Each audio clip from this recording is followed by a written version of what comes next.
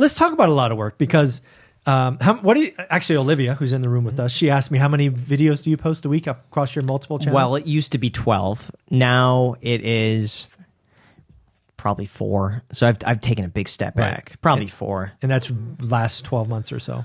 No, last 6 months has maybe been 4, maybe 5 months. Before then, though, it was really 7 to 10. Okay. 7 to 10.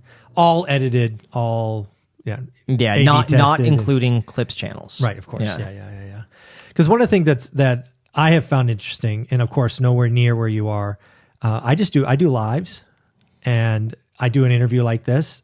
I use Zoom, so it's not even StreamYard, and I load the file later that day. No editing, no nothing. But we do a current topic, right? We do one topic, 12 minutes. It's working. It's fun. It's getting feedback. I don't know. I don't know that it has to be a lot of work. You would get way more reach. Sure, of course. Yeah, doing in person, not live. Yeah.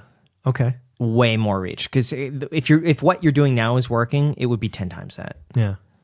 With some optimizing. Or we also, for the podcast, we edit our podcast for retention. So if there's a part where someone drags on for too long, snip Cup it. Yeah. If there's a part in the video that works better earlier, move it. We move it. So it's like a puzzle that we piece together. It's like this piece should go here, this piece should go here, this one doesn't belong.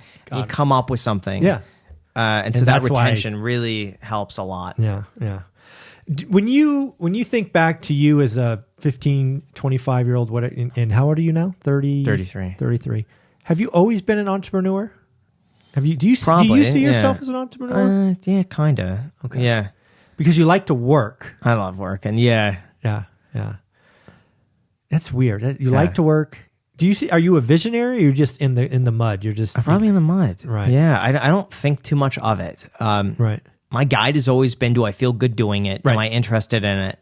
And does it make time stop? Like, can you get make time stop? Yeah. Can you get so into it where you just like blink and like 5 hours went by? Yeah. Does that happen? And if you're miserable, I couldn't do it. Okay. So I've always gravitated towards something that makes me really happy. Right. Yeah, that's amazing. All right, so let's talk about when did house hacking first hit your radar? Like the idea that you're going to buy something, but you probably can't afford it, but you're going to get some roommates to help. Yeah, it's probably a book I read. There's the book on rental property investing, Brandon Turner. The one on Scott Trench, I think it is. Maybe that was it. What was the name called? I'm blanking on the name. It'll come to me. The guide on rental property investing, like or it's like some book like that. We could put it on the screen. Yeah. That book got me thinking, probably 2009 or 10, give or take. Makes sense. Yeah. That you could buy a rental property, fix it up, rent it out. It's cash flow positive. Save the money, do a cash out refinance, buy another one. Yeah, repeat it. Yeah, and just do that whole process. Mm-hmm.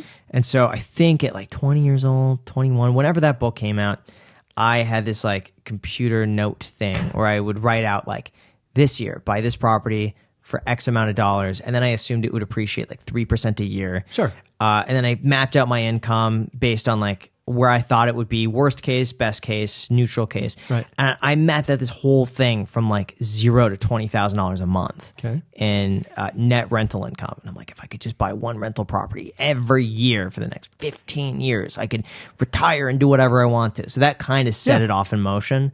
But then it was also the Reddit community, personal finance initially, and then Reddit financial independence, where people were really talking about like how to do this stuff.